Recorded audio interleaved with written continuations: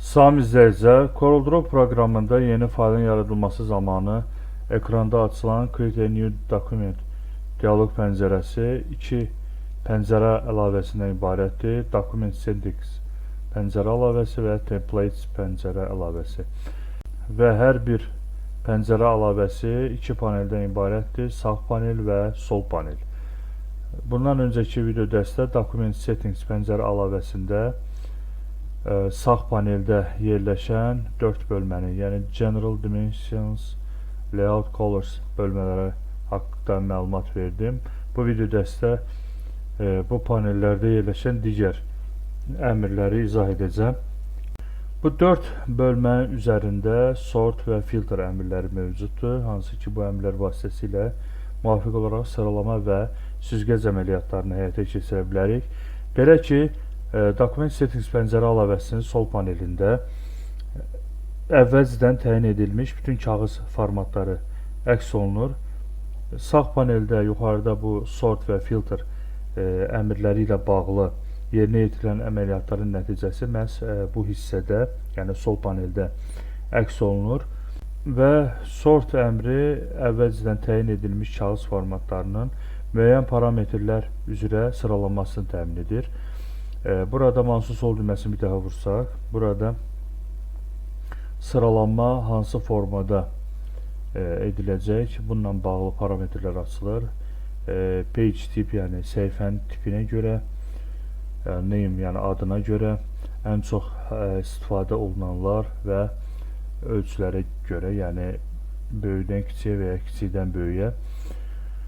Yəni bunlardan hər hansı birinin üzərində mouse sol düyməsini bir daha vursanız görürsünüz. Məsələn, name-in üzərində vurduq, yəni ada görə bunlar sıralanır, yəni A-dan Z-yə doğru və ya largest page size vursaq, səhifə ölçüsünə görə görürsünüz böyükdən aşağıya doğru ölçüdə sıralayır və ya smallest page size eləsək, yəni kiçik ölçüdən böyük ölçüyə doğru sıralayır və s. Yəni bunları icra eləsəz, məhz bu formada sıralayacaq. Məsələn, page type eləsək, yəni səhifə tipinə görə bunları sıralayacaq.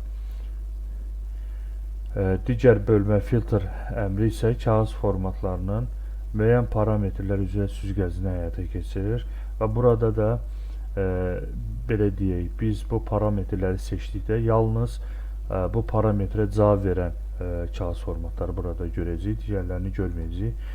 Məsələn, burada birinci seçim bütün səhifə ölçüləridir. Yəni bunu vurduqda bütün səhifə ölçülərini görəcəksiniz. Yeni təyin edilmiş, əgər hansısa bir yeni təyin edilmiş ölçü tətbiq etmişsə, yəni kağız formatı üzrə burada görəcəksiniz.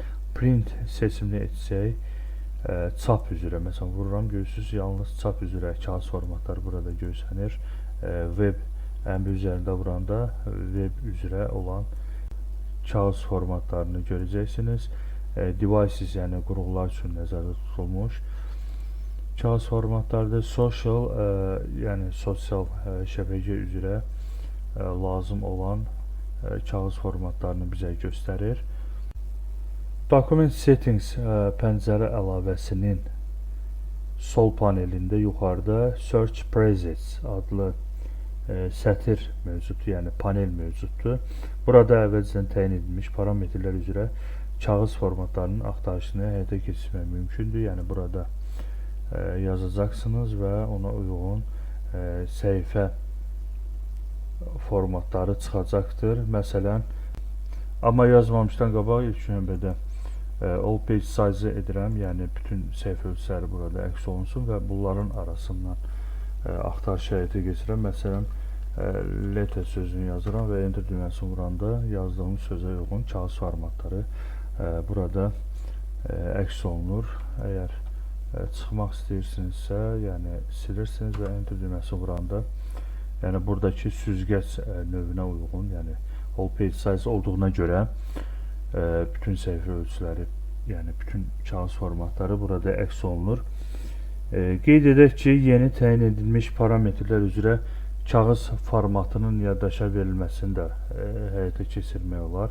Bunun üçün ilk növbədə Document Settings pəncərə əlavəsinin sağ panelində yerləşən with height adlı əmrlər var. Buradan ölçüləri daxil eləməklə, məsələn, tutaq ki, məsələn 50 mm və tutaq ki, burada yazıram 80 mm və bunları yazdıqdan sonra pəncərə əlavəsinin sol panelində yerləşən Save Presets adlı düymə üzərində mouse sol düyməsini icra edirəm və buna da hər hansı bir ad verirəm. Məsələn, şablon adını verirəm və daha sonra OK düyməsini sıxsam, gördüyünüz kimi şablon adlı kağız formatı burada əks olundu. Təbii ki, burada istəsəydim, yəni bu orientasiyasını da dəyişdirə bilərdim. Yeni parametrlərlə yaddaşa verilmiş kağız formatını silmək üçün isə həmin kağız formatını ilk növbədə seçməlisiniz və daha sonra aşağıda Delete Presets adlı düymə üzərində mouse sol düyməsini icra edirsiniz və burada da bildirir ki, yəni bu adla yəni təyin edilmiş kağız formatını silmək istəyirsinizsə OK düyməsini basın, ya da ləğv eləmək istəyirsinizsə Cancel düyməsini, OK düyməsini vururuq və nəticədə silinir. Yeni fayl yaradılan zaman Create a New Document adlı dialoq pəncərə açılıb açılmamasını da tənzimləmək olar. Bunun üçün eyni adlı dialoq pəncərəsinin deməli Document Settings pəncərə əlavəsində aşağıda yerləşən Don't Show This Dialog Again əmrindən istifadə edilir. Belə ki, qarşısında mouse sol düyməsini bir daha vuraraq aktiv edirik və OK düyməsini vursaq və bundan sonra yeni bir sənəd yaratdıqda gördüyünüz kimi bizdən soruşmadı, dərhal sənədi yaratdı. Belə bu qədər. Videonu bəyəndinizsə like etməyi və kanala abunə olmağı unutmayın. Dostlarınızla paylaşın ki, onlar da bizim video dərslərdən faydalanı bilsinlər. Hələlik sağ olun.